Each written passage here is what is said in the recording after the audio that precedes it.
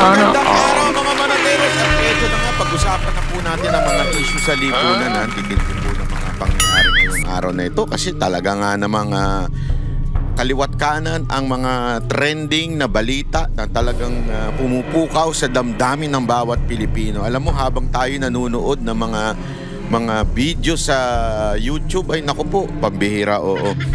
Talagang nagigising yung kaluluwa ko pagdating mo sa bayan natin kasi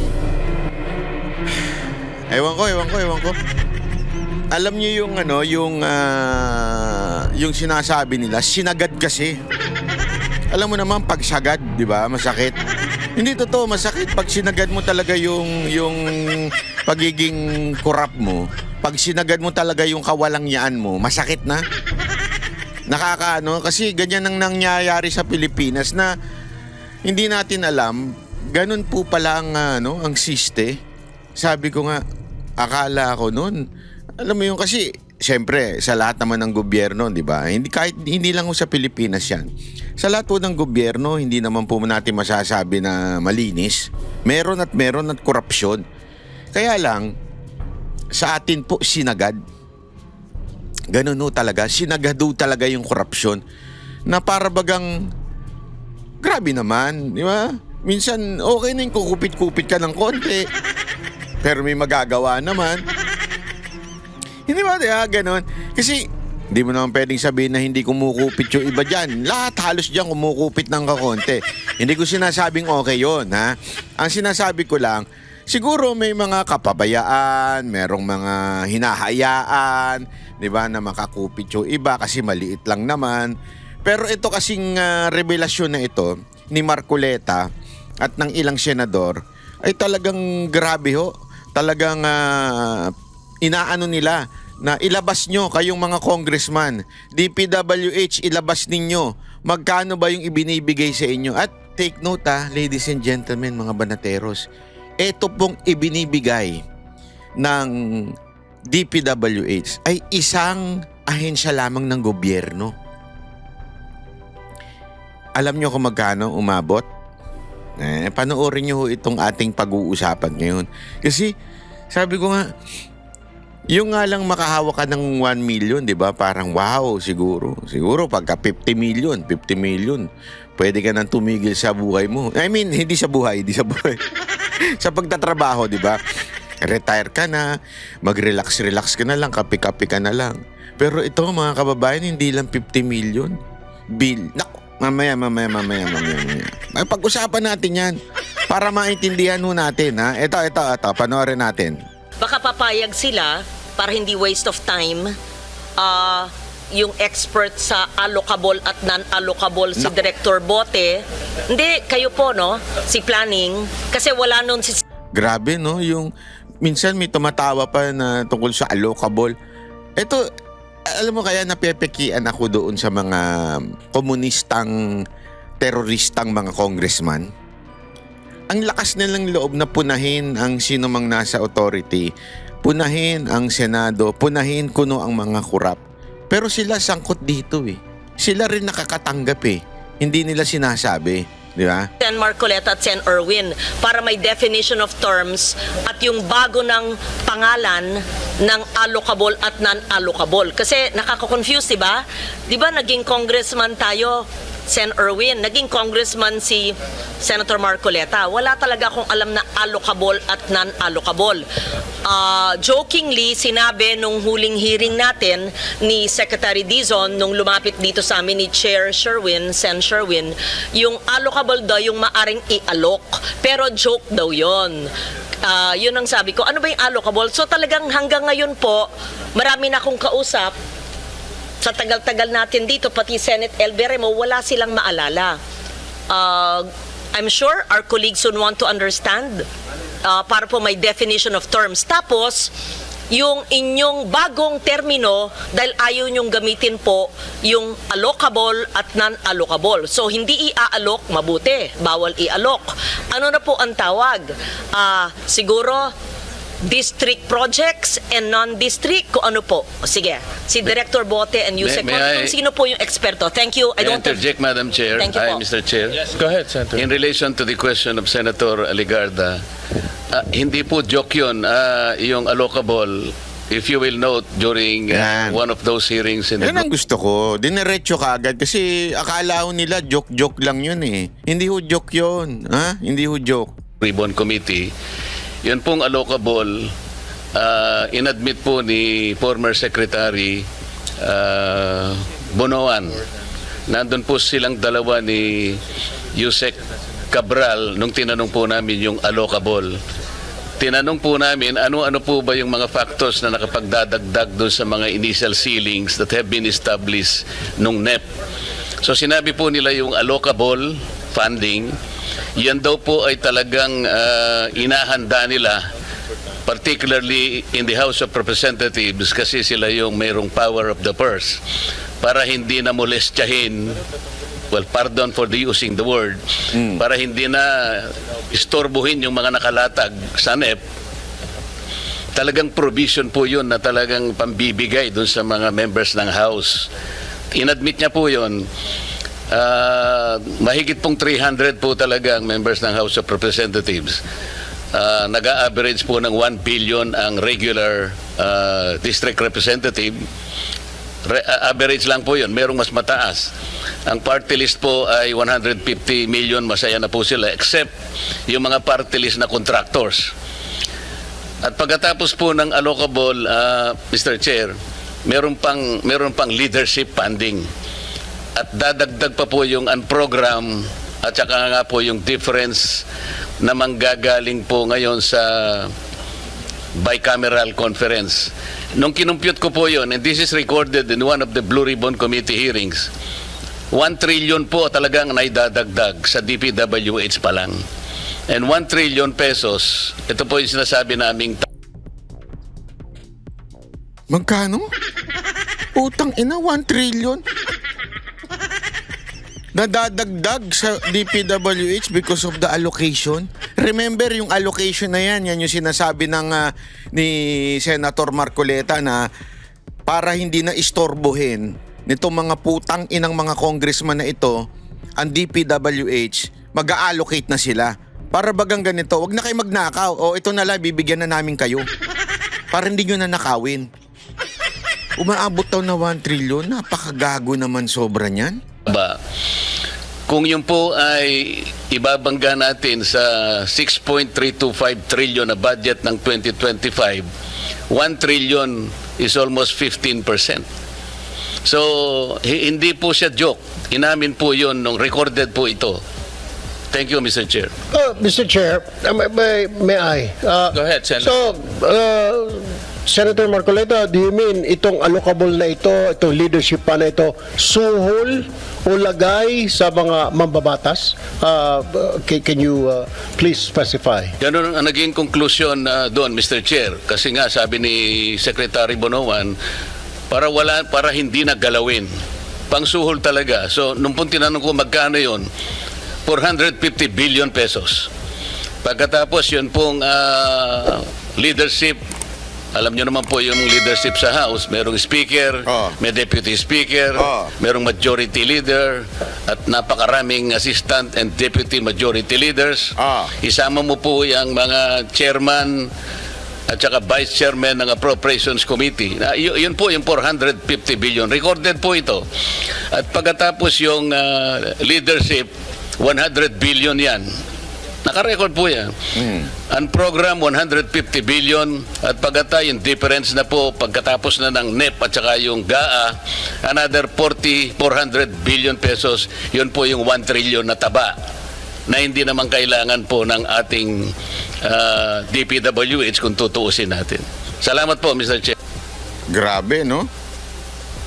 Thank you so much for explaining to me, Senator Marcoleta and Sen. Tulfo. And it is not a joke. Ha? Mr. Chair, Hindi yan kahapon po joke. nag-uusap tayo. Sunday, we were both working and we both acknowledged that we received the June or July list of allocable but not the September. So I am told by our staffs, wala pa rin. May we request the September as revised. Maski po, hindi na yung words allocable. Anyo mo, hindi naman kasalanan na may ceiling. Tama po yung sinabi nyo. Hindi naman forever kailangan humihingi ang congressman or ang mga mayor. Tapos, yung hindi district projects, makinig kasi kayo pag tinatanong ko. Hoy, makinig daw kayo. Yung hindi po district projects, yun ang tinatawag na non-allocable. Di ibahin natin ang pangalan, non-district, ganun lang. Wala namang masama doon eh. Alam nyo, first, allow me to commend the President and commend Secretary Dizon for heeding the clamor of both houses of Congress. I do not claim authorship of that idea in bringing down the DUPA. Thank you for that. It was declared by the President on the day that he left for the ASEAN meeting. We truly appreciate your listening to the people and bringing it down. But there are much more reforms to be done. I believe that all of us want really reforms and changes that will be felt by our people, for bigger fiscal space to give other departments or other programs under DPWH that will really redound to the benefit of our people. Kaya, una, I commend you. Salamat po sa pagbaba ng DUPA na makakasave, sabi nyo, ng 50. Pero sa computation ko, and I'll get back to that later, it should be bigger than 50B. And siguro dapat sagutin nyo yung hiningi ng chair last time, yung natuklasan niyang 271B. At pangatlo, yung sinabi po ng LBRMO staff and the chair staff na wala pa rin po yung September. We don't need the June-July of the previous leadership's allocable and non-allocable. What we need is the 625 billion revised NEP, and then give us ano yung ceiling ng district, ano yung hindi alam ng district. And why do I say this, Mr. Chair? Mahalaga po. Kasi di ba nangyayari ngayon, may mga congressman na tatamaan, may mga ibang... Maganda ito panoorin ninyo kasi mamaya yung bibigyan ko ng GCash. Nandyan yun, unya. Ha? Dito ko kukunin yung tanong. Kaya pakinggan ninyo kasi napaka-importante ho ito. Di ba? Kasi dinidiscuss dito yung allocation. Lokal o district engineer na tatamaan, hindi nila alam.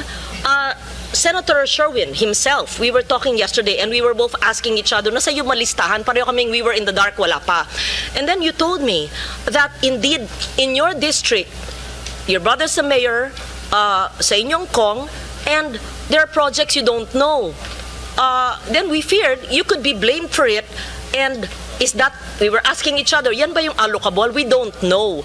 So, just to protect everybody who will eventually sign the GAA of 2026, what if kaming lahat dito, tapos pipirma kami, tapos sasabihin natin, pinirmahan nyo, tinanong naman nyo, tanggap nyo yun na may non-allocable, hindi nga Maski po, iba na ang tawag natin, gusto lang po namin makita ano yung alam talaga ng congressman, alam ng district engineer, at yung hindi nila alam na maaring alam ng region, na maaring alam ng central na hindi alam ng region. Walang masama po doon in all transparency. Diba? Am I conveying the same message we talked about? Yes. So, wag mo, please, I hope I'm not blamed. Because this, I'm speaking for the team. Kasi nag-usap po kami ng weekend. Yes. Yeah. Thank you. And Mr. Chair, in relation to those comments by Senator Ligarda, I remember we also requested that the DPWH provide us, kasi kung di po ako nagkakamali, kinors ko kay Yusek Ador Canlas. Yan. Dahil nagbigay po sila ng propose. Hinihingi na ni Marcoleta. Eto, tingnan ninyo hinihingi ni Marcoleta yung quote-unquote allocable sa DPWH. Hinihingi nila. Ito. Fiscal year 2026 DPWH Infrastructure Program based on HGAB. Ito po yung binigay nyo nung nakaraang hearing. Mr. Chair, ang request po natin, kung mabigyan po tayo ng 2025, 2024, and 2023 in the same format. Kasi po ang binigay nila, nakita ko po, is a detailed HGAB. It will not permit easy comparison Dito po, kung gamitin po natin itong format na to, sinabi ko naman sa ito, Yusek Ador, ang daling ikumpara. Halimbawa po, yung National Capital Region, 26.6 billion, di ba? So makikita natin sa 2025, 24 and 23 kung ano yung latag. Because I remember, sinabi ko kay Secretary Dizon na ang pinaka-importante, mahimay natin kasi ang importante rito yung allocation po ng finite resources ng ating bansa. Region 1, 24 billion, CAR 17 billion. Sana sa ganitong format din po, napakadali na ikumpara natin yung 4 na taon. Yan. Madadali po tayo eh. Yan. Wala. Yun po yung aking request nung nakaraang hearing, kung matatandaan po ninyo. Hindi po yung detalye. Mawawala na po tayo doon pagka yung detalye. If you are the one who submitted this format, in the same format sana, HGAB po, hindi po yung NEP. So, kung HGAB, puro HGAB po yun, 2023, 24, 25, meron na pong 26. So, tatlong taon na lamang po ang inihingi namin to permit easy reference and comparison. Pwede po. Go ahead, Yusek Conti. Thank you, Mr. Chairman. With the kind permission of the Secretary, I would like to address first the manifestation and comment of Senator Lauren. Ma'am, tama po kayo at nagpapasalamat po kami sa inyong pag-promote and transparency, accountability, and fiscal discipline dito po sa ating budget process.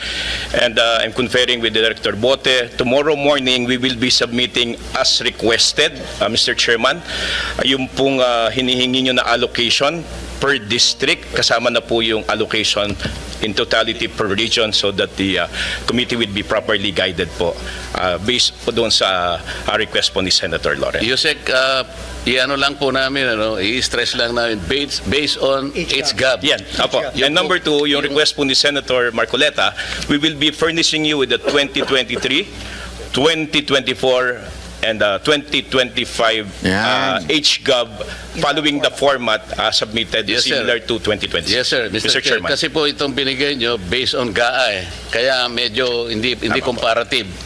At Yusek Ador, nasabi ko rin sa iyo na pwedeng isama rin yung sa party list. Kasi dito po sa sinabmit ninyo itong 2026 based on HGAB, walang party list dito eh. Bakit ko po ini-insist yun? Meron pong party list kasi na contractor congressman. Alam na po ninyo siguro kung sino yung sinasabi ko. Ako, sino yun? Yung pong ordinary party list, masaya na siya sa 150 million allocable. Pero po yung contractor party list, iba po yun. Nako. Kaya gusto po naming makita. This is still in relation to the truthful allocation. Dito po nagkakaroon ng problema. Pwede po ba yun? Isasama po natin ang party list. Dito po sa HGAB po ninyo, 2026, wala pang party list. At tama po, Mr. Chairman, because the party list, wala ko siyang distrito, will try to extract as Opo, much as possible. wala kaming kasi Kung ano lang po available. nationwide po kami. Pero makukuha nyo kung ilan po yung na-allocate per party list. Tama po. Nating non-allocable. Mr. Chairman, to be quite honest, I'm asking. I think Ito, maganda ito sinabi ni Vince Dizon, ha? ang makakaalam lang daw po according to Asek Bote or would be the Committee on Appropriations in that. Parang bagang sinasabi niya, kami mismo hindi namin alam. Basta mag-allocate kami, bahala na yung chairman ng appropriation. Remember, ang pinag-uusapan dito yung PAS na ang chairman ng appropriation. Sino? Si Saldico. So mismong DPWH hindi alam kung kani-kanino napupunta yung allocation na yon. Kaya kung maaalala ninyo, the beginning of the term of Marcos, sinabi ko na ito sa inyo, nagkakaroon ng inggitan. Di ba? Nagkakaroon na, naikwento ko na sa inyo ito noon eh. Sabi ko sa inyo, puputok to eh. Marami hong nagkakainggitan daw noon. May mga nagkwento sa aking mga congressman kasi ang nag-allocate pala yung chairman. Ibig sabi niya ni Vince Dizon hindi yung DPWH. Kami, ibibigay lang namin eto, yung amount. Bahala na yung chairman kung kani-kanino niya ibibigay, saan niya ilalagay, saan niya i-allocate. Nagegets ninyo? Naku po, patay tayo dyan. At merong hindi ko alam kung merong Judas, Barabas Echas, na naandoon sa loob at nako, House. Kung HGAB po ang pinag-uusapan natin. Nahihirapan po kaming kumuha nun eh. Kasi nga po po. kayo makuha kahit sila, isang Senado daw, nahihirapan pambirang buhay rin, oo. nyo rin eh. Lahat ng party list, alam po ninyo yung mga projects nila eh. So doon na lamang po natin kunin. We will try our best, but according to our budget staff po, Mr. Chairman, parang medyo bugag ho ata kami doon eh. Bugag ang DPWH kung which party list got this, that got this. Kasi nga ho, there's no district eh. Kasi po kami naniniwala mas authentic yung makukuha nyo kasi kayo yung Again, hindi pinagbibintangan ni Marcoleta ang DPWH. Sinasabi niya, kayo ang kumuha doon sa Kamara. Kasi sila nga mismo, yung Senado, siguro because of parliamentary courtesy, o dahil nga alam natin, may sigalot ngayon ng Senado at Kamara, especially the Senate President. This is si kumpare, di ba? Kumpare yan eh. Oh. So, ang request hindi naman pwede manggaling sa senador, dadaan yan muna sa Senate President, di ba? So, hindi nila ma-request. Yan yung sinasabi ni Marcoleta. Kaya pwede ba kayo na kumuha? Yan ang sinasabi niya. nakakaalam ng mga We projects will try nila. our best. Mr. Chairman, we will try our best po. But right now po, parang... yeah. We will try our best, Mr. Chairman. Bob. But I'm being told now that it's very difficult, close to impossible to extract Yan nga yung which... Alam nyo, mga kababae, yan yung sinasabi ng mga ibang... sino ba nagsabi sa akin ito? I think, correct me if I'm wrong, it was Jimmy Bondoc, Attorney Jimmy Bondoc na nagkwento nito noon, na napakahirap talagang kuhanin yung magkano ang natatanggap ng mga congressman. At walang authority above them to para bagang wala silang accountability to anyone. Kaya nga 'di ba dapat i-pressure natin kung magkano ba ang budget, project, allocation. Ito lumalabas na ito mga lintik na congressman natin para bagang hari. Hari pagdating sa budget. Sila lang ang nakakaalam. Walang pwedeng umalam. Pero meron. At trilyon. Mantakin mo, trilyon mga kababayan. Trilyon po hayop yan. Magandang district, which projects and saan yung inallocate for the Bigyan ko kayo ng clue para hindi po kayo mahirapan, Secretary. Yung mahihirapan lang kayo, konti lang yun. Kasi yung mga contractor party list, congressmen yun eh. Yun pong ordinary party list lang, kagaya ng Sagip party list, 150 million lang po yun eh. Pero pagka yung malalaking party list po na contractor talaga, yun lang ang pagsikapan ninyong itotal. Doon po makikita yung lopsidedness. Meron pong distortion talaga dyan. Mga contractor po sila eh.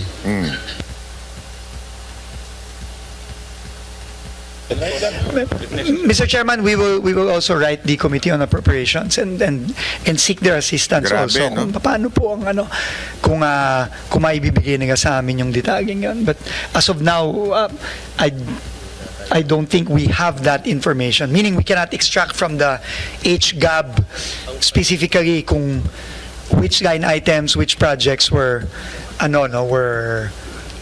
allocated or allotted to a particular party list representative. Sa planning unlike the district. Planning service ninyo, Secretary, nakukuha po yun. Apo. Sige po. Kasi si Yosek Cabral noon, alam niya lahat yun eh. Sige po, Mr. Chairman. Unfortunately, Yusek Cabral is no longer in the department, but we will try our best. No? Mr. Chair. Senator Tulfo. Yeah, I would just like to ask the planning service sa finance ng DPWH. Ito ba yung sinasabi because walang specific na district yung budget at saka so maaring may naririnig kasi ako nung when I was in the House of Representatives na pwedeng bumili si ganito ng pondo kay ganito. Hihingin ni congressman ganito kay congressman ganito yung pondo. Where in fact, naka-allocate sa district niya dadalhin sa kabilang district or ibebenta. I know you've heard about that. I mean, Mr. Secretary. We have heard similar stories, Mr. Yes. Mr. Chairman. na yung pondo niya pwede kong bilihin and dalhin ko, pwede ko ibenta ulit hanggang sa 3 kamay magpapasa-pasa. So, from 20%, nagiging 30, naging 40, Yes. hanggang sa wala nang natira because nga binenta yung pondo. Could it be, ito na nga yung sinasabi ni Senator Marcoleta, yung We have heard allocable na ito. we have heard, Mr. Chairman, similar stories, and we've gotten similar Grabe, information na yung bentahan, bilihan, yung parking, yung Ultimo yung hihingian, ano? Hayop talaga yan. Kupal talaga eh. Di ba? Kupal talaga eh. Sorry sa term, pero pati ba naman yung korupsyon naghihingian pa? Nagsusulutan pa? Akin na yan, Garapal eh. Di ba? Alam mo ito yung sinasabi nila Senator Marcoleta na yung iba nahihiya pa sa kasalanan. Di ba? Nahihiya pa. Kung gagawa ng kasalanan, nahihiya pa. Ito, literal, naghihingian pa, nagsusulutan pa. yung sagasa, yung mga ganyang mga terminologies. I think this is actually part of the ongoing investigation by the Independent Commission right now, and we have been asked to submit documentation as well for this. But as to kung itong mga sa party list ay kasama dito, well, it's possible po na kasama yan, although like I said po, mukhang hirap kaming at least sa department na i-identify kung magkano yung mga yan, saan yan, kanino ginagay. No, yun po ang medyo, I think we have a bit of a hard time getting all that Mr. details. Chair, Senator Lloyd. salamat po sa inyong sagot, Secretary. Kaya nga, last week pa namin hinihingi yung NEP revised allocable at non-allocable, maski iba na ang salita, district project at non-district, doon makikita yung kanilang hinihingi. Yung pong tanong nila, doon makikita. Kasi yung hindi po alam ng district engineer, titingnan natin. Hindi alam ng congressman, district engineer at mga mayor sa distritong yon, alam dapat ng region. Pag hindi alam ng region, alam dapat ng central. Pag hindi po nila alam lahat, tatapyasin ng Eagle Eye Chairman. Ganun lang po yun, di ba? Mapo. So I think what we're asking for will address the concerns of the other senators if we are really serious, and I'm Yes. sure you are serious about cleaning up the system. Yes. Ma'am, I think Thank you. there was just a little bit of confusion on the terminologies because in the revised NEP, the new team actually did away completely already with the concept of allocable, non-allocable. No? I think in the letter of Undersecretary Conti, ma'am, Mr. Chairman, to the Honorable Senator, we explained our process, but sabi naman ni ma'am na we will just submit it based on legislative district para lang makita. Naintindihan ko na po ngayon, no, yung point ni Senator Loren na all we want is, let's say, X district got this much, we will validate with a congressman or the district office there. To shorten your work, Yes. hindi na kailangan po i-validate. Ito, 625, di ba yung NEP revised? Per district po, yung Magkano? yung sa district ito, yung region or central ito. So, inibalong nyo yung pangalan, hindi lang natin ginagamit allocable Yes. and non-allocable. Kasi, Understood, ma'am. just to simplify, sabi po ni Director Bote, ang allocable, yung ceiling po ng budget ng congressional district, allocable. O sige, ayaw nyo gamitin yun, ayaw din namin. So, tawagin natin district projects. Yung hindi po district projects, tinatawag sa dating leadership ng non-allocable. Ayaw po natin gamitin yon. Di tawagin natin non-district projects. Pag hindi po alam ni district engineer at ni congressman at ng lokal, di region siya o central siya o question mark, sino pa? Di ba? Ganun po. So, district, non-district. So, district, synonymous to allocable. Non-district, synonymous to non-allocable. Yung tinatanong po nila, parking, sagasa, whatever, ay siguro sa non-allocable dati. So, aalamin natin, doon lang natin makikita yung hugis at yung maaring mga tabang pwedeng putulin kung makita natin yung non-allocable synonymous to non-district. Tama ba ho? Thank you. Agree ba? Very clear, ma'am. Now, Director Bote and the But you have to Undersecretary. identify for us, hindi lang yung suma total, this district, 1B, hindi. Lagay nyo, 500 district, 500 previously known as non-allocable, now called non-district. Ganun lang. At for all you know, these are national convergence. Malay mo may highway doon. Malay mo may, para may, ganun lang. Ganun lang. Pero detalya. Oo. Thank you, Mr. Very Chair. clear, Mr. Chairman. Ma'am, very clear po. I was told po by ASIC Bote and Yusek Nick, they can submit this by tomorrow morning. Submit to the committee, Yusek. I think ang punto naman ng mga senators, Secretary Dizon, in the past kasi bigla nilang may lumalabas na project, no? At kung nasundan natin yung Blue Ribbon hearing, Nagigets ninyo, grabe ho, no? Yung sitwasyon. Hirap na hirap si, ako naintindihan ko itong nangyayari kay Vince Dizon. Hirap na hirap siya. Hindi niya alam kung paano niya sasabihin na hindi namin alam eh. Wala kaming alam eh. Kasi siyempre kapapasok lang niya. Pangalawa, hindi naman binibigay sa kanila information na kung kanino ilalagay yung mga allocation, yung pera, yung sabi nga nino, trillion na pera na naka-allocate sa mga mambabatas. So parang sinasabi, bahala na ang Committee of Appropriation. Kaya nga sabi nila, di ba, the most powerful committee, the most powerful person, aside from the speaker, of course, yung chairman ng appropriation. Sino po ba yun? Sino po ba yun? Sino po ba yun? At sino, ang tanong sino ang boss nun? Nako. Gago! Sa tingin nyo, ganun gayon lang yon? Hindi sa inyo, sa tingin nyo, may walang kinalaman yung iba kung hindi siya lang. Ako, di ako naniniwala dun. Ayun, malaking katarantaduhan yun. Sasabihin nyo na ang meron lang alam niyan ay yung chairman. Malabo yun. Gago! At syempre, mga kababayan, yan ang ating question ngayon. Ito na. Para sa 500 na GCash. Ayan na. Ang tanong, pogi ba si Banat Bay? Gago! Bantado ka Banat Bay, Hindi, biro lang. Ang tanong, mamaya ako nasasagot tatanong. Ito muna, bago natin itanong yan, meron muna tayong i-discuss na napaka-importante rin. Napaka-importante ho nito, Kasi ito yung pagdating ho doon sa extradition na ginawa kay Pangulong Duterte. Ito ba yung tinutukoy na Supreme Court? Meron ho ba itong direkta o indirect na masasabi nating implication o decision na ginawa ng gobyerno natin?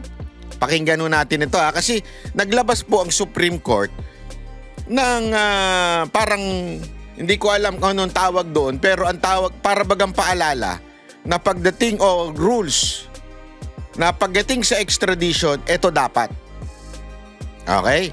So hindi ko alam kung ginawa nila ito dahil sa mga nag-inquire sa kanila about the extradition na ginawa o extradition na ginawa ng gobyernong ito. Kaya nga pakinggan natin. Tingnan natin ito. Wait lang. Chotomate. Ayan. Ito. Ang ganda ito na mapangyayari ngayon. Ano talaga, no? Medyo kasuba-subaybay. Sabi nga nila, medyo hindi pang isang araw na balita lang. Hindi lang, oo. Unahin na natin dyan yung inilabas ng Supreme Court. Inilabas ng Supreme Court. Oo. Ano yan? Tungkol saan ito? Ito ay tungkol sa mga patakaran na dapat sundin kung merong isang Pilipino na dapat dalhin sa ibang bansa at doon litisin sa isang kaso. Abay, napapanahon nga yan.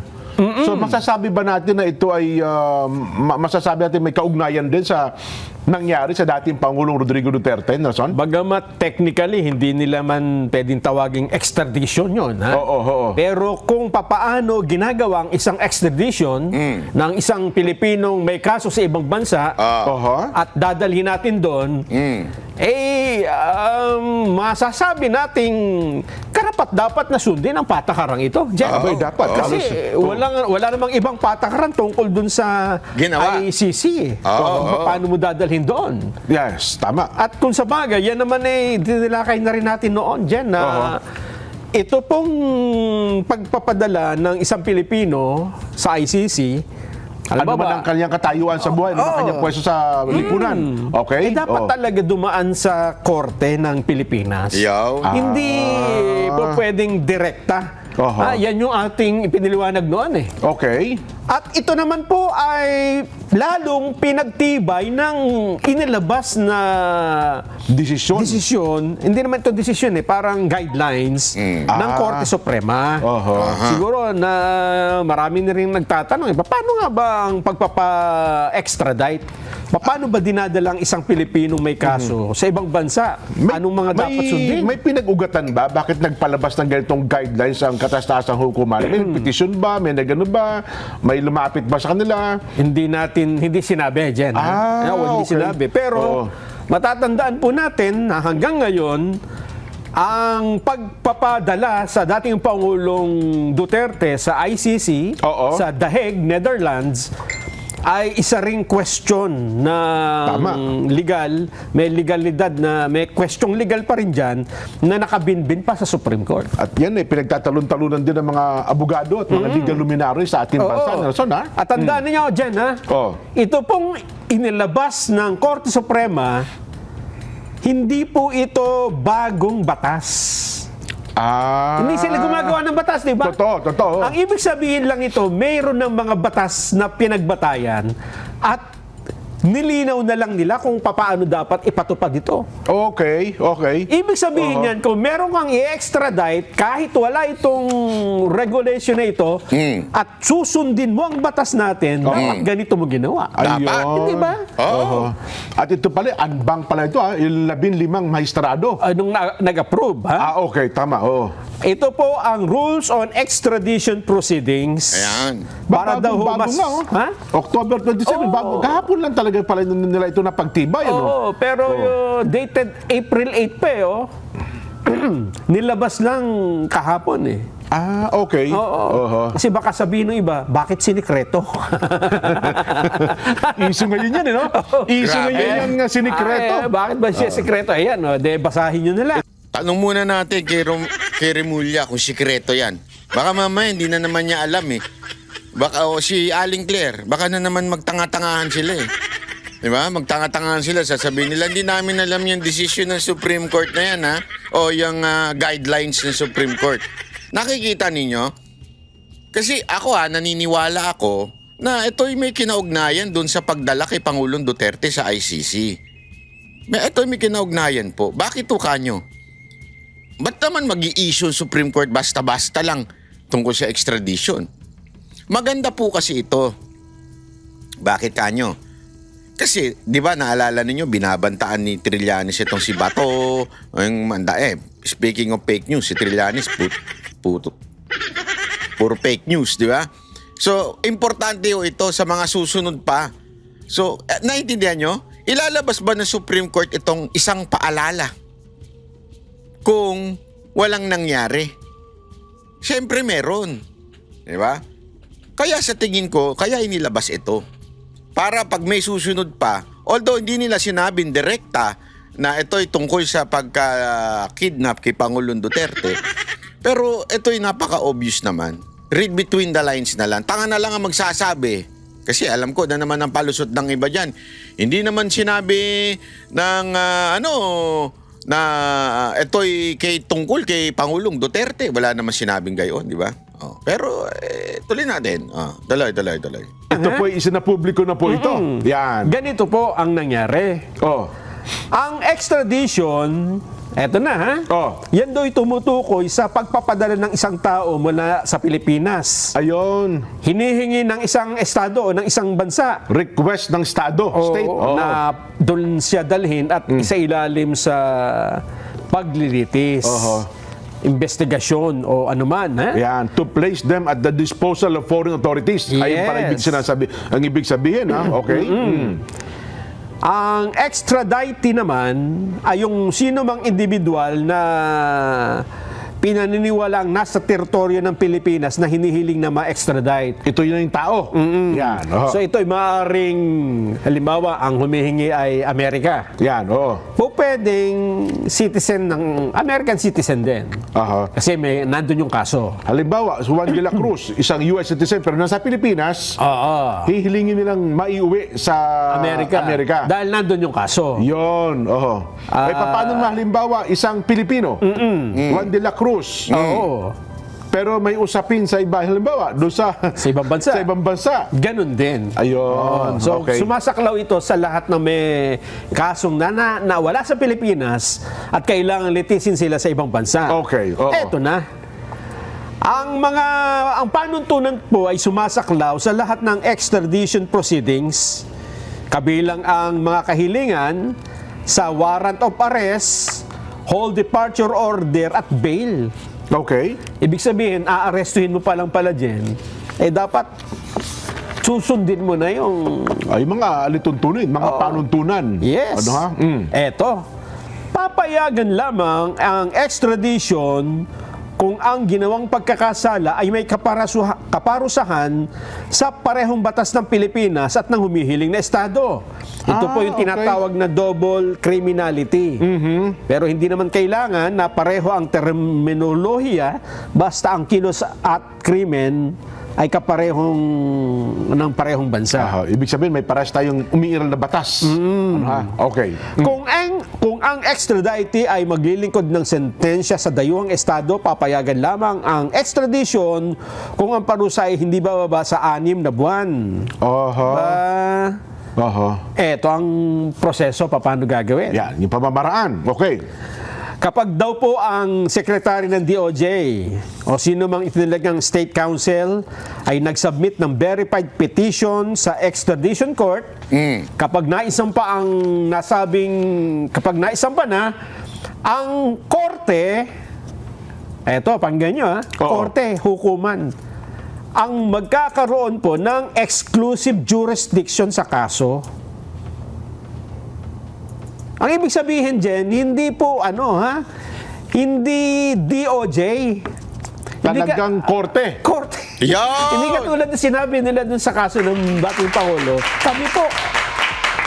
Di ba yung katarantaduhan ng ni Remulla noon na sinasabi nila, ang korte, yung DOJ ang bilang naging korte. Di ba? Yan sinasabi nila sinasabi ngayon ng Supreme Court, hindi. Dapat talagang sa tunay na korte dalhin. Kahiya-hiya talaga ito si Remulla. Mantakin mo, naging ano pa man din ito, ha? Ay, naku talaga, oo. Kami ang judicial authority. Hindi. Korte. Ang petisyon ay dapat maglaman ng lahat ng kinakailangang impormasyon at dokumentong verified at sertipikado ng diplomatikong opisyal na humihiling na bansa. Dapat certified ng requesting country. So dapat didinggin mo na sa local court pala, no? Hindi direkta. Okay. Kahit na yan ay hinihiling ng Interpol. Totoo. Ng mga bansang kung ano na paman. Ang proseso niyan ay ang warrant dapat sa lower court magmumula. Yung pag-aresto, yung kautusan ng pag-aresto. Okay. Ayan, eto pa. Halimbawa, meron kang kaso. Ipapa-extradite ka. Diba sinabi, Jen, may kaso ka sa Amerika doon ka didinggin. Yan. Aarestuhin ka namin. Teka muna. Pwede kang mag-file ng appeal. Maaari kang maghain ng appeal sa Court of Appeals na magpapasya sa loob ng 90 araw. Within 90 days. Oh, hindi ka agad-agad na may So, didinggin ka mo sa local court. Sa Court of Appeals. Oho. Yes. Ng bansang kinaroroonan mo. Oho. Dito sa Pilipinas kasi rules dito yan eh. Hindi lang yung pwede ka nga magpiyansa eh. Oh. Ay, sus. Kung halimbawa, nasa ibang bansa naman, tayo naman ang humihiling. Halimbawa, Uncle Sam ng Amerika, may kasong kinakaharap sa Pilipinas, dapat sa Amerika, didinggin din muna nila yon, di ba? Ganun pala. Ganun talagang patakaran. Hindi mo basta-basta mapapapunta sa Pilipinas yan. Hindi basta-basta makukuha. Oo. Kasi ganun naman talagang patakaran sa lahat ng halos bansa. Na sumusunod sila sa patakaran ng local court. Yan. So ano ang ibig sabihin nito? Ibig sabihin nito, mali po talaga yung ginawa sa pag-aresto nung nakaraan. Yun. Dun sa basta na lang dinala. Ayun. Na hindi dinaan sa kahit na aling korte, hindi ba? Kasi sila sa judicial authority. Ayun nga. Di ba? Oo. Na umaakto dun eh. Dalawa ang magiging implication nito. Sabihin ng iba, di mali talaga yung ginawa ninyo noon. Oo. Ang pangalawa, sasabihin nila, ay hindi mali. Kasi wala pa naman rules noon eh. Kumbaga, mutin academic na Oo, yan. kalalabas lang yan eh. Ngayon lang yan.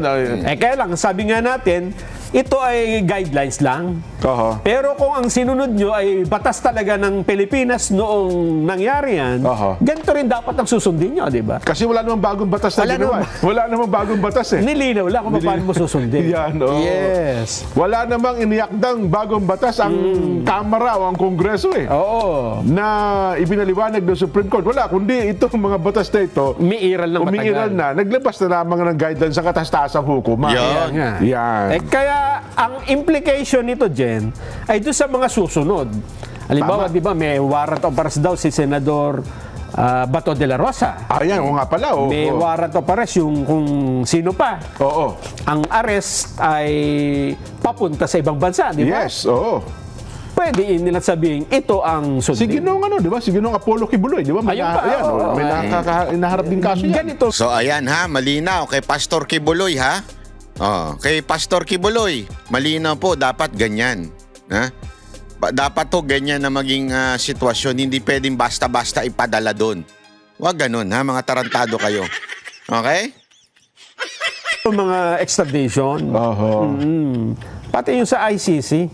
Oo. Kasi wala namang, bagamat hindi sinasabi rito, nakasama rito yung kaso, yun kasi yung proseso ng Kasi ang desisyon ng Korte Suprema, hindi naman tinutukoy doon sa isang personal na tao, isang particular na tao, no?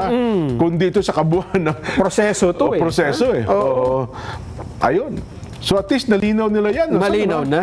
Oo. Ang hindi Baka ba't natin naman nalang malinaw yan? Ang hindi natin alam kung ano magiging desisyon nila. Kasi nakita na nila, di ba? Eto na. Oo. Nilinaw na eh. Anong desisyon nila dun sa pag-question sa pagdala ng dating Pangulo, Ayaw. Pangulong Duterte sa ICC? Ayaw. Ako sa tingin ko baka hindi na magpasya ang katas-tasang hukuman dyan. Ay kaya may anong gagawin nila doon? Buti and academic? Oo, Wala, kasi wala. sabi nila, hindi na kami makapagpapasa dyan kasi nandun na ang Pangulong Duterte sa iba yung dagat. Ay, pwede mo Malamang. naman, sa dahig na. Pwede mo naman sabihin na hindi po for academic discussion. well. Para hindi, halimbawa, meron pang ibang mga aarestuhin sa hinaharap. Ayan, ganyan siguro mangyayari. Para sa ICC, dapat merong desisyon na mapagbabatayan. Kasi kung sasabihin nilang mali yung ginawa na yun, abay maubliga tayong pauwi ng dati. Di ba? Hindi naman papayag ang ICC. Hindi naman. Kasi may mga petition na nga rin sa Rome Statute eh. Di ba? Pero dito pa lang, Jen, makikita mo na, ha? Oho.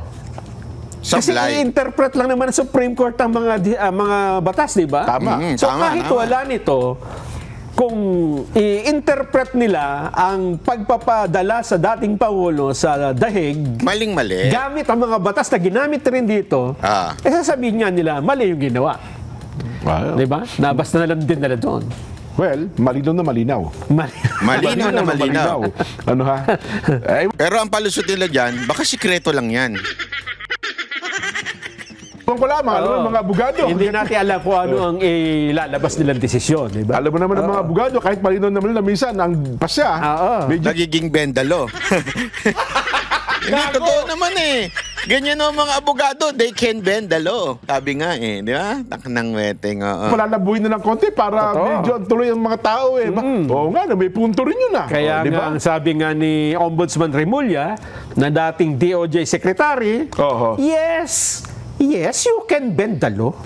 You can bend the law. Oo. Sabi nila, wag yun na ulitin yung masakit sa tenga. Masakit sa tenga ko yan. Parang hindi ako makahulagpos sa bagay na yan eh. Talaga naman, oo. Ganun talaga, Nelson. So, paano ngayon ito tatanggapin, ano? Ng mga abogado dito sa ating bansa at ng mga korte. Itong, bagay, sabihin siguro nila, hindi, wala naman, niliwanag lang naman eh. Reglamento na inilabas yan, at sa susunod, hindi na natin mauulit ang nangyari sa dating Pangulong Rodrigo Duterte. Dalawa lang ang magiging ano niyan. Yung isa na nagsasabing noon pa ay mali ang pagpapadala sa Pangulong Duterte sa ICC. Isa yan, ano? Sabi nila, yan ang katibayan. Oho. Yun naman nagsasabing, hindi, tama lang yun. Sasabihin nila, yan ang Kita nyo na ha, mga kababayan. Ayun po, malinaw na desisyon ng Supreme Court. Actually, hindi pala desisyon, guidelines na nilabas. Tama rin yung punto nila na hindi na magkokomento ang mga Supreme Court sa issue ni Pangulong Duterte kasi lalabas, wala rin naman mangyayari. Kasi wala na sa jurisdiction ng Pilipinas. Feeling ko, ganun ang ginawa nitong tarantadong gobyerno na ito. Wala na kaming pakialam whether it is true or not true.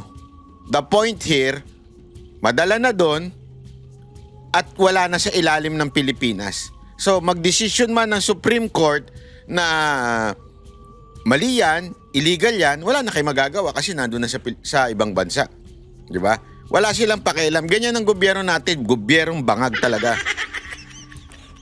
Bastos na, diktador na. Pero someday pagbabayaran niya mga animal kayo. Yan ang totoo. Someday pagbabayaran niya yan, akala ninyo ganyan-ganyan lang yan. Lahat ng gagawin mong kasalanan sa mundo na ito, pagbabayaran mo, animal ka. Maaring magkasakit ka, maaring matyugi ka agad-agad, maaring bumulagta ka dahil sa kung ano ginawa mo, di ba? Pero pagbabayaran mo yan in the future. Kung hindi man dito sa mundo na ito, sa impyerno. Kaya nga sana, alam mo, may punto rin naman na sana ilabas pa rin yung decision. Kasi nga, it would somehow be an education para bagang magiging basehan ng edukasyon ng mga abogado. Although this is very clear. Yung nilabas ng Supreme Court, napakalinaw na po. Mali ang pagpapadala kay Pangulong Duterte sa ICC. Palakpakan natin. Yeah? Yan ang totoo eh. Eto pa, matindi. Mali na nga yung desisyon ng gobyerno. Naglabas din ang desisyon ang bulusan. Sino naman yung bulusan? Yung bulusan. Eto, ayan. Basahin natin sa kanilang website, kanilang page, sa Bulusan, pamahalaan ng bansa, bayan ng Bulusan. Tungkol ito doon sa komento ni Vice Ganda na nagbigay daw siya. Ang Vice Ganda, palepal ka na naman ha. Ay nako. Bilang ina ng bayan ng Bulusan, ito po yung mayor ang nagsulat nito, Wenny Rafalo Romano. Nais ko pong magbigay linaw sa naging pahayag ni Vice Ganda sa It's Showtime episode ng ABS-CBN noong October 24, 2025 patungkol sa kanyang donasyon sa Bagakay Elementary School na kumalat sa social media. Tahasan niya sinabi na bulok ang eskwelahan sa probinsya ni Heart Evangelista at walang mga reading materials. Nais ko pong bigyan diin na wala pong kinalaman si Miss Heart Evangelista sa isyong ito. Uy, Miss Heart Evangelista Escudero? Kasal na pala sila, hindi ko alam po. Sorry, hindi po ako mahilig sa showbiz eh. Dumalaw po sa Bagakay Elementary School si Vice Ganda noong September 26, 2023 at nag-pledge po siya na magbibigay ng donasyon sa paaralan. Ang unang donasyon ay putang 50 mil 50,000. Tang ina, pinagmalaki mo pa 50,000. Sana kung mahirap ka. Hayop yan. Kung mahirap ka, okay, mag-donate ka ng 50,000. O kaya sabihin na natin yung sumasahod ka lang ng 100,000, 50,000. Kung magdo-donate ka ng 50,000, abay malaking bagay yun. Pero kung milyon-milyon ang pang spaghetti nyo, tapos 50,000 lang pala, pledge pa lang to pledge. Utang ina, shit. Kadiri naman, pinagmalaki mo pa, 50,000. Ikaw na, pwede ba soli ko na lang yan, pledge niyang yan, tas ipagyayabang niya, 50,000 lang pala? Pwede, pakisoli na lang, ako na lang magbibigay sa inyo, Mayor. Tangina, ipagyayabang niya pa, 50,000 lang pala. Sinundan ito ng karagdagang donasyon. O yun, may karagdagang donasyon naman pala, Badat Bay. Ikaw naman pala, ano ka kasi, nangunguna ka kaagad, may karagdagang donasyon. Magkano ba ito? Nagkakahalaga ng 17 mil. 17,000?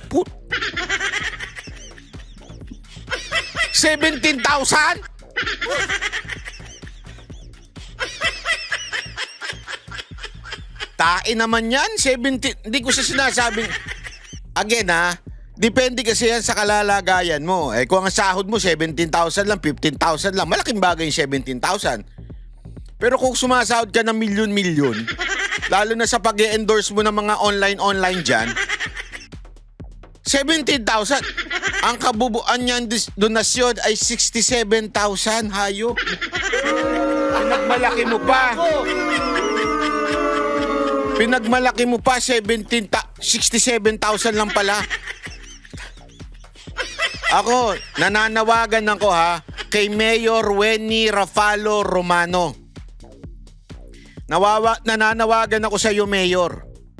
Pwede pa isoli na lang yung binigay ni Vice Ganda. Papalitan ko na lang. Sige na, para hindi na magyabang yung walang yang yan. Napakayabang, 67,000 lang pala binigay. Soli nyo na lang. Ako na lang magbigay niyan.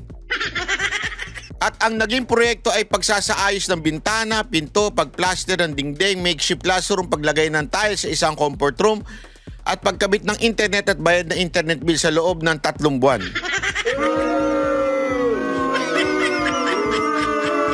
Taos pusong nagpapasalamat ang LGU sa donasyon na nagbigay sa kanya ng pakagandahang loob. Naayos po ang makeshift classroom na inumpisahan ng PTA at may pondo ding galing mula sa MOOE o Special Education Fund ng LGU. Gusto po namin ipabatid na bago po man dumalaw ang team ni Vice Ganda ng naturang paaralan, meron na pong permanenteng classroom na galing sa DepEd. So para pala si Trillanes itong si Vice Ganda, fake news din. Kasi sinabi niya wala daw classroom, wala daw ano. Ay, fake news ka pala, Vice Ganda. Gago! Vice Ganda, nagpakalat ng fake news, oh. Meron na daw paaralan noon. Meron na mga permanenteng classroom. At kumpleto mga aklat at supplementary reading materials na required po ng kagawaran. Sa katunayan, noong May 11, 2023, inilunsad dito ng DepEd sa Sorsogon ang reading program na Project Target. Kaya meron na mga supplementary reading materials. 2023? Nagbigay na daw pala dyan yung Project Target. Sandali, sino bang DepEd Secretary nun? Gago! Vice Ganda, kadiri ka. Vice Ganda, isa ka pa pala nagpapakalat ng fake news. Isa ka pa pala hindi marunong mag-research talaga. Ang reading kiosk na nahandugan ni Vice Ganda na karagdagang reading materials ay initiative po ng mga magulang para may pahingahan ang mga bata at makapagbasa sa kanilang bakanting oras. Nagpapasalamat po ang LGU Bulusan sa ipinakitang malasakit ni Vice Ganda. Ngunit, ang paraan ng pagsasamadlan ng kanyang donasyon na may komentong bulok na paaralan at walang reading materials. Putang ina, shit! Ay nagdulot ng kahihiyan sa Bagakay Elementary School sa bayan ng Bulusan at sa Department of Education na baliwalaan ng pagsusumikap ng mga guro at pamumunuan ng pagulang, pag-aaral, lokal na leaders at kagawaran ng edukasyon at iba pang stakeholders para mabigyan ang kaaya-ayang paaralan ang mga kabataan na angkop sa kakayanan ng komunidad. Patuloy ang koordinasyon ng LGU Bulusan sa DepEd Sorsogon sa provincial government para sa maisigurong kasama ng mga plano na lalawigan ang pangangailangan ng ating paaralan. Mula pa noon, si Senator Chis Escudero ay naging aktibong taga-suporta ng edukasyon sa Bulusan. Oh, ina mo, Vice Ganda. Oh, ayan. Karma inabot sa'yo. Napahiya ka na nagpakalat ka ng fake news dahil nang apak ka sa pamamagitan ng pagyayabang na nagbigay ka. Ngayon na booking kung magkano binigay mo, 67,000. Gago! Mula po noon, si Senator naging aktibong taga-suporta ng edukasyon sa Bulusan, lalo na nung siya pa ay gobernador. Prioridad niya ang edukasyon ng panahon ng COVID-19 pandemic. Makakaasa po ang publiko na magbibigay ng tamang intervention ang mga kakulang nabanggit na walang propaganda, kundi purong intensyon na matulungan ng ating mag-aaral. Yun, grabe talaga, oo.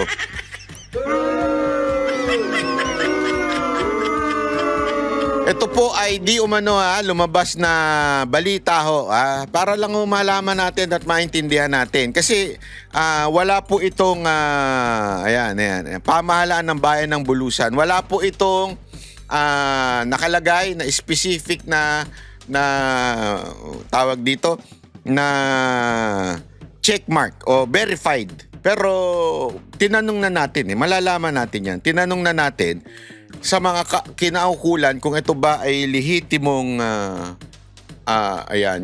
Sandali lang. Chotomate. Kaukulang kung ito ba ay ayan. Wait lang.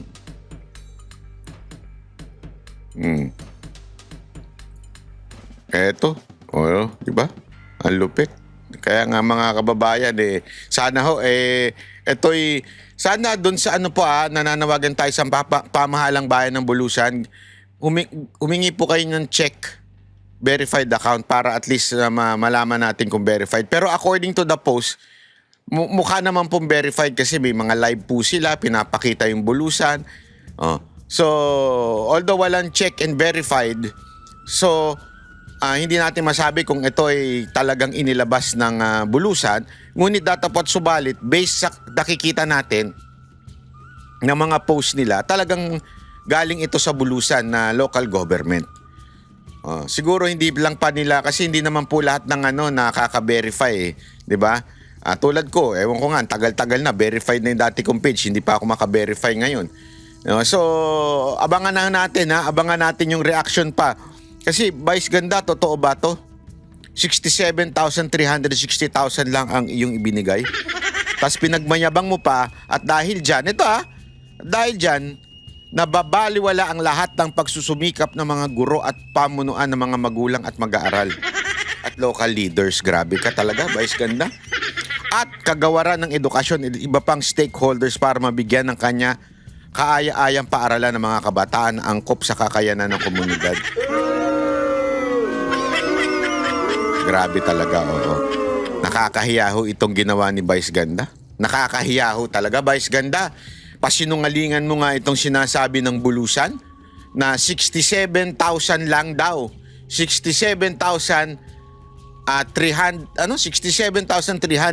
pesos. Binigay mo, pinagyabang mo pa. Hindi ba? Nakakairita ka, Vice Ganda. Nakakairita ka. Hindi, okay lang naman kung ganyan lang yung, hindi naman minamaliit ng LGU hindi naman nila minamaliit. Ang akin lang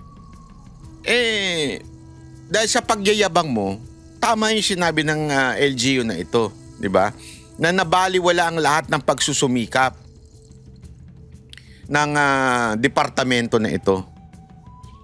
mapalokal, mapa-DepEd, mapamagulang, nababaliwala dahil sinabi mo. Anong sinabi mo?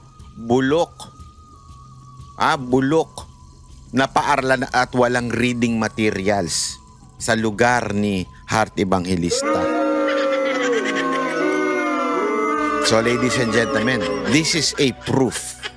This is a proof na talagang sinisiraan si Chis Escudero ng mga bayarang ewan natin. Kaya nga ang tanong natin ikaw ba,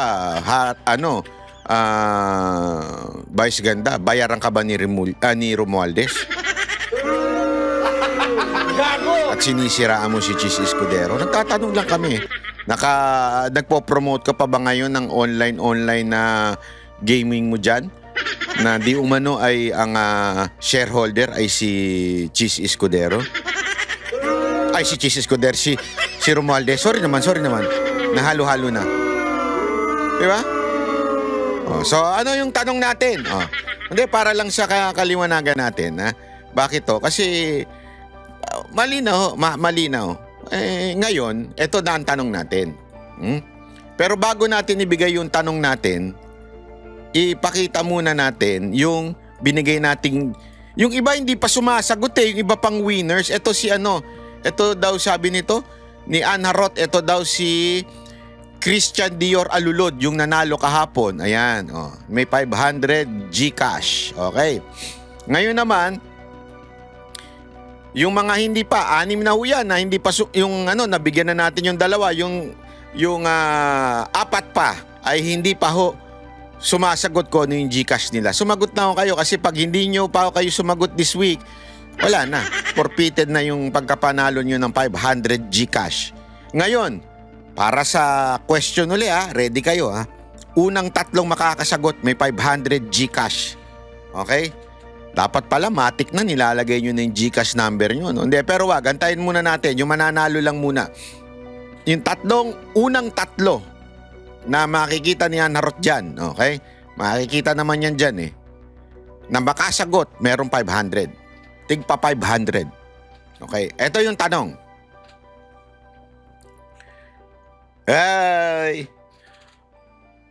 Dire-diretso na Magkano ang donasyon ni Vice Ganda doon sa Bulusan? Yan, na eskwelahan. Na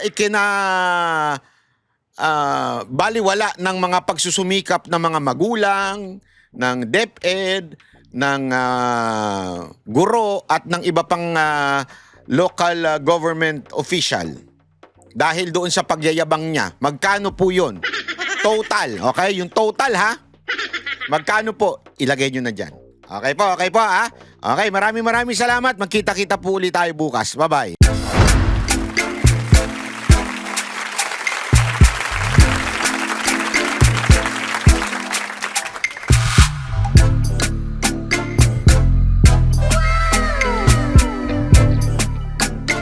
The next performance will start momentarily.